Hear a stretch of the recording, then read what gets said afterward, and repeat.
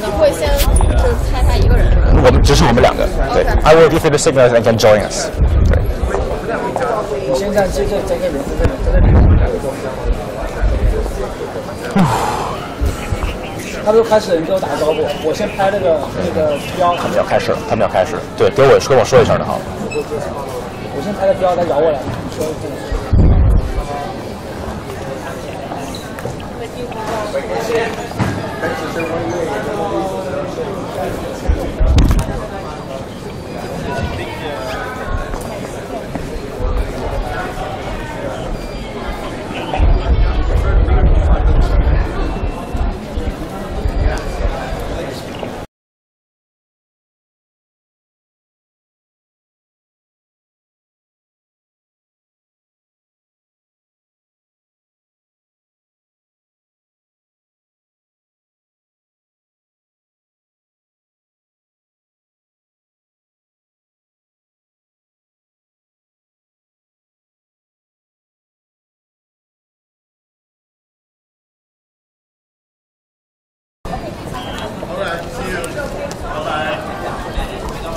Good evening, this is Dalian with the CGTN. We're live at Dalian, Liaoning province in China. Here is the venue for the Summer Davos Forum, and in the next 3 days, in the following 3 days, we're going to have 1,500 experts and political and business leaders gathering here, talking about the big issues ranging from climate change, the technology revolution, and they are all in relation to one single theme of the Davos Forum, which is the inclusive growth of the fourth industrial revolution.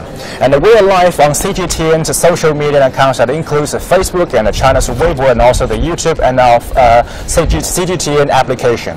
And about this subject and about any subject that will come up with this forum, feel free to leave your comments and your questions with us, and I will try to answer those questions for you during our first live tour around this huge meeting hall. And you can see that this is the entrance behind me, all the attendees, all the participants of the meeting is walking in, and in about an hour and a half, China's Premier Li Keqiang will give a speech, and we CGTN also tune in with the CGTN. We're going to have a live of that speech as well. And for today's live tour, before the speech, we're going to have 2 distinguished guests to accompany us. In the meantime, we can answer your questions in relation to the fourth industrial revolution. And now, allow me to introduce our first guest this morning, Mr. Sebastian Bruckup. Hello, hi. Good morning. Good morning. Sir. Nice to meet you. And allow me to give some details about your title here. And Mr. Sebastian Bruckup here is the head of programming global programming group, member of the executive committee at the World Economic Forum, Geneva. Is that correct, sir? That's correct. Great. And can you give a brief description about your work here?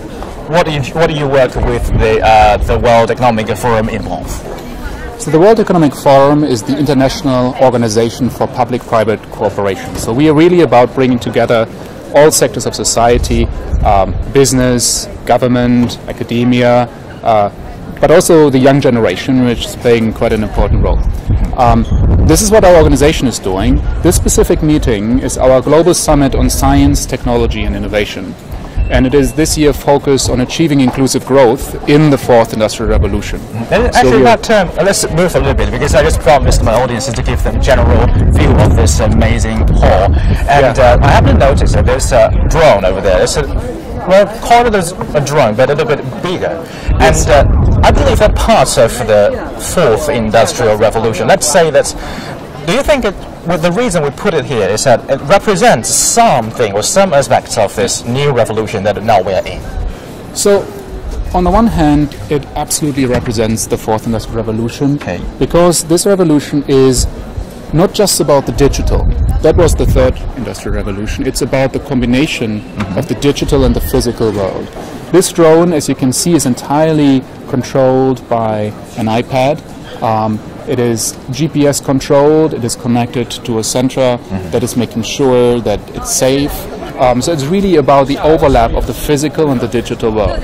But another reason why this is important for us is, if you look at this... So normally I would say that a drone is a carrier of goods. But this one... This is a carrier for people.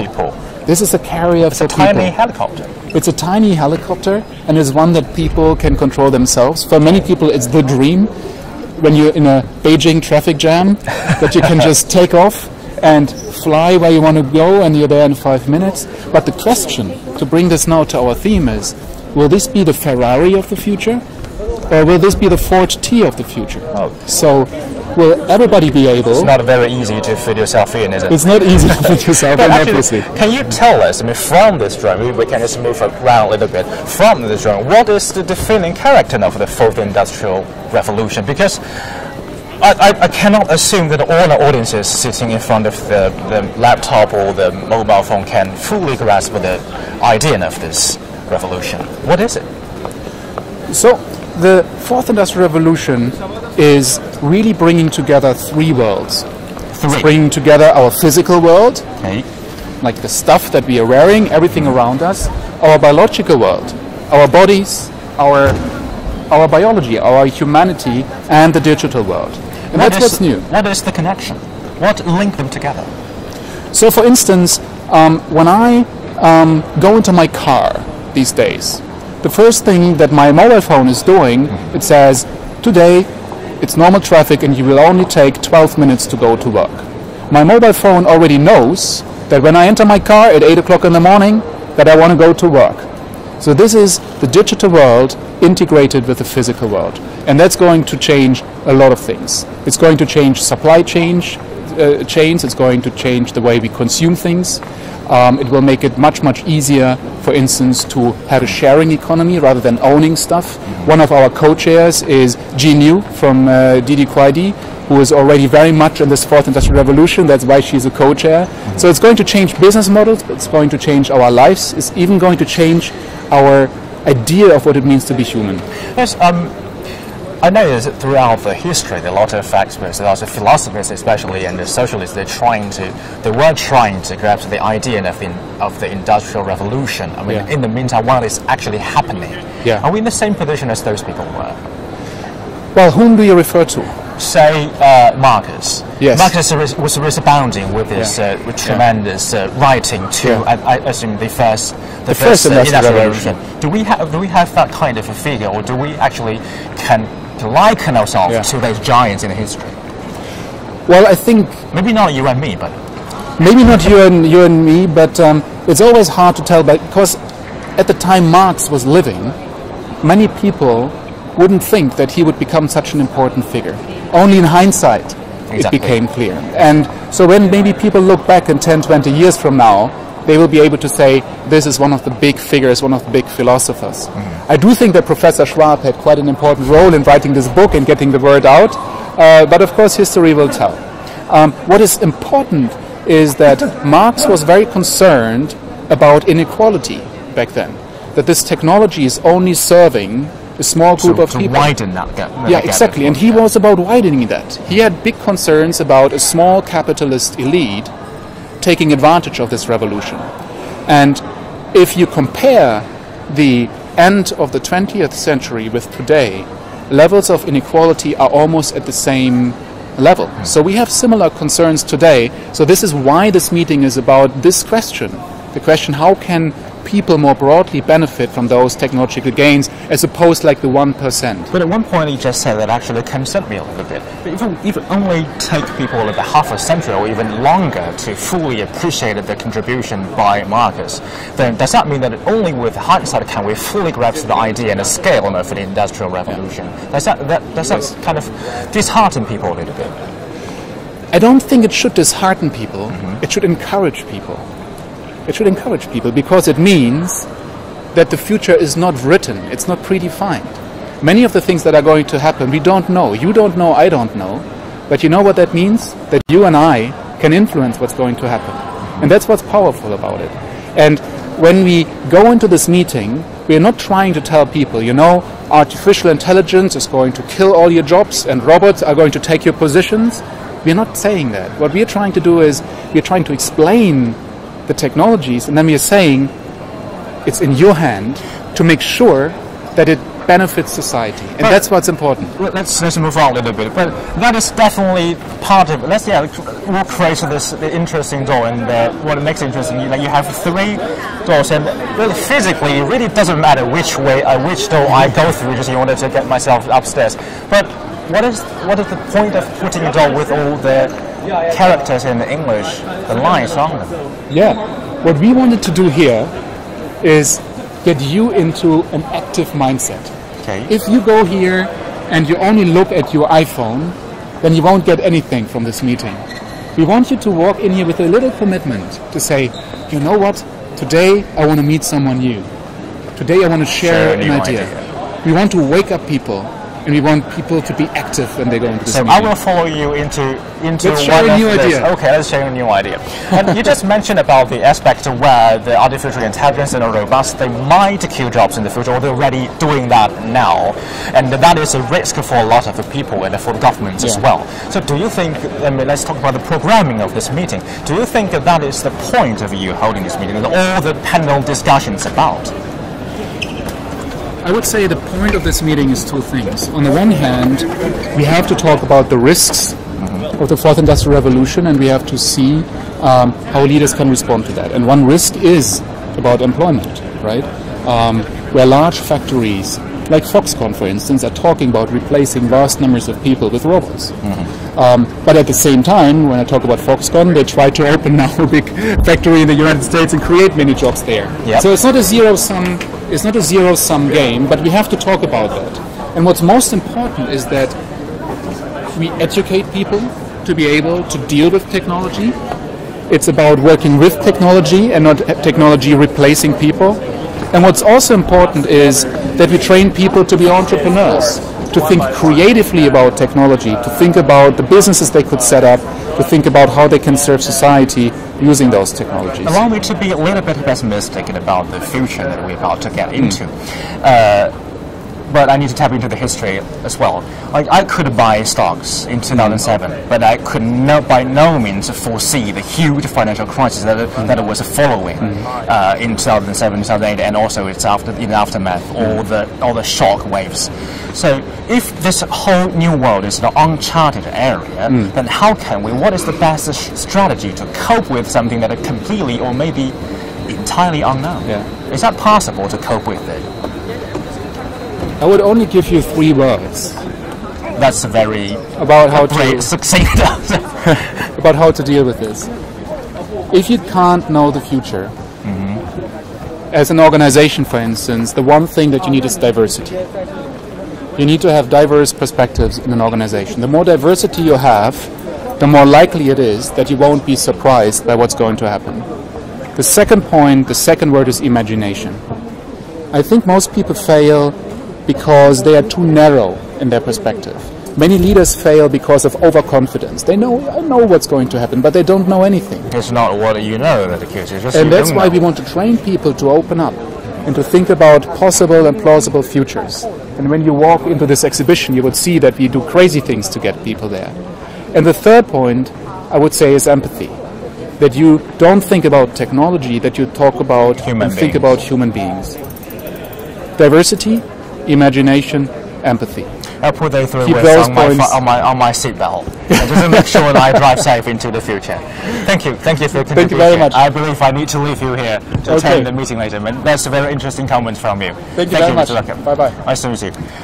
If you're just tuning with us, this is Ding Yang with CGTN. We're live in Dalian, the 11th Summer Davos Forum, and just now we're hearing from the comments from Mr. Sebastian Burkup, the head of Programming Global Programming Group, a member of the Executive Committee at World Economic Forum Geneva. Today we're going to be talking about the Industrial Revolution, but the difference is that instead of looking back to history, we're looking at what is happening now. So, believed by the people attending this forum today and in the next 3 days, there is no revolution at the moment. It's going on. We're witnessing it. That is the 4th industrial revolution. It's different from the power of steam. It's different from the power of electricity, and also it's different. Well, in the meantime, overlapping with the internet, with the digital. But what exactly is the fourth industrial revolution.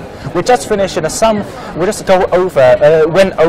through some subjects about this forum, and now we're going to move on to this revolution itself, and also we're going to talk about its connection with China, because this meeting, as the 10 meetings that before it, all been held in China, the world's second largest economy. So what this revolution means to China, and how can China contribute to it? Let's bring out the second guest of today. It's Mr. Murad Sunas, the head of Center for the Fourth Industrial Revolution. If you have any problem with this revolution, he is exactly the person you come to for the answer. Good morning, sir. Good morning. It's a pleasure. My pleasure. So, I just asked Mr. Bukhap about what actually is this industrial revolution. Maybe that there's an assumption. Quite of our audiences either don't think that there's a revolution happening or going on in their life, or they just can't sense it. Do you think that's possible? I think it's happening, but in multiple dimensions, all simultaneously.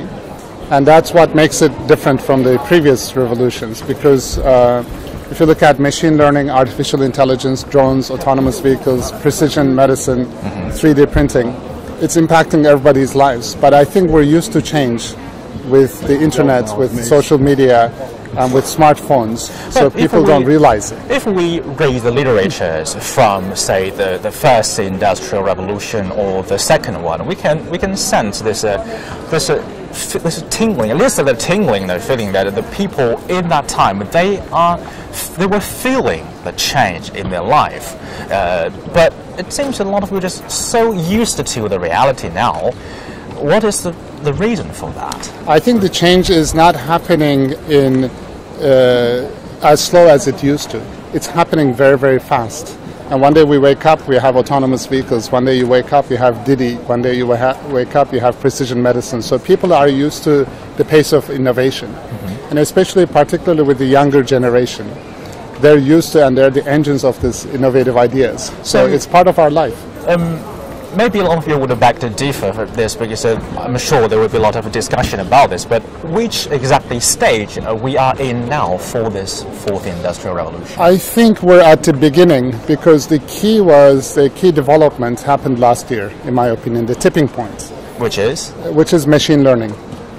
Artificial intelligence. It's artificial intelligence, but particularly machine learning. If you look at Go, the Chinese game, it was experts thought that it would take another decade or two before computers could master it. And it happened last month. So that shows to us that if we have access to vast amounts of data, we can cure cancer, we can improve agriculture yields, we can reduce energy consumption, we can eliminate traffic congestion by machines looking at data. So for me, that is the tipping point, and we will see a huge acceleration of the implementation of these techniques. For the previous three industrial revolution, I think I can say with pretty much confidence that human being had tamed technology at the last. Do you see the same? Do you see the same scenario this time? I think it's hard to forecast what's going to happen, because the changes are happening in multiple dimensions. What we can do is what we can do is we can shape the future as humanity.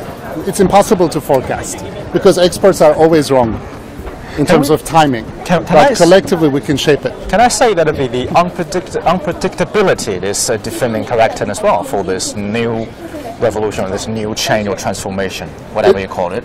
Yeah, it is unpredictable. So it's impossible for anyone to predict, because of the number of innovations, because of the speed. But if we put our heads together with government, with civil society, with technology companies, with research universities and technology companies, and collectively, I think we can take a step forward in a positive way. Do we need to contain the unpredictability of the revolution, or we just simply leave it there to let it itself to take its course? I don't think we can contain it. It is out of the box what we can do, because innovation will happen anywhere, because you cannot predict where exactly you cannot legislate innovation. You cannot say innovation will happen here but not here. It's human nature. People innovate. What we can do, however, is be aware of what's happening and direct it for a positive future for the citizens and to the society. Okay. And this is a key area because it will have positive impact for sure, but it will also have negative potential impact. People can use the technology for wrong reasons, and there will be impact on jobs and skills.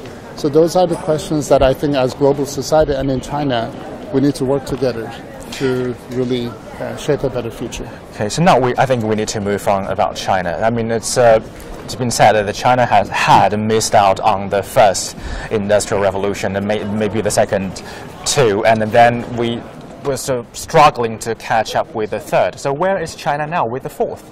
I think it's a huge opportunity. I was in Guangzhou and Shenzhen recently and Beijing, and I've seen some amazing companies, including Horizon Robotics, which is one of our technology pioneers from China this year. And as we saw with machine learning, the innovation can come from anywhere. It was two young people out of the United Kingdom who built this engine. So it doesn't have to be in Silicon Valley. So China, with the education institutions, with the market, with the startups, with the culture, I think it's a huge opportunity.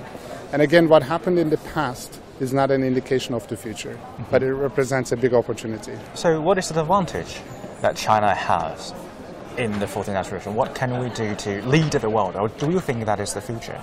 It's a huge opportunity because I've seen firsthand the number of companies who are investing in AI. I was at Beijing Genomics Institute, one of the founders of Human Genome Project. It represents a huge opportunity, and I see the intellectual power, I see the young people to drive, and we see the interest from the policymaker side as well. We hosted the president, Xi Jinping, in Davos, and his speech was amazing, and we're just thrilled to be here and working with the Chinese community. Yeah, let's move a little bit closer to the final plenary hall where the Premier Li Keqiang will give his speech. And I saw this morning there's a session about Tai Chi. Yes. The ancient Chinese, let's say, some martial art, or there's ancient philosophy as well. So a lot of people now are talking about this. Now China is contributing not the technologies, not the market, but in the meantime, a new way of thinking, a new world view, and a philosophy to the world. Do you agree?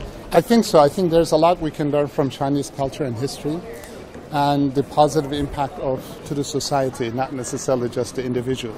So the positive impact for the collective society is something that the rest of the world can learn. And also mindfulness is becoming a very hot topic because it's not just purely about numbers, but what's the positive impact to the society and how can we coexist? And those are a lot of lessons to be learned from China. Do you know, are you an expert on Tai Chi, or are you a lover of that art? I would love to have the time to learn it, so I look forward to the session here. Have you watched it?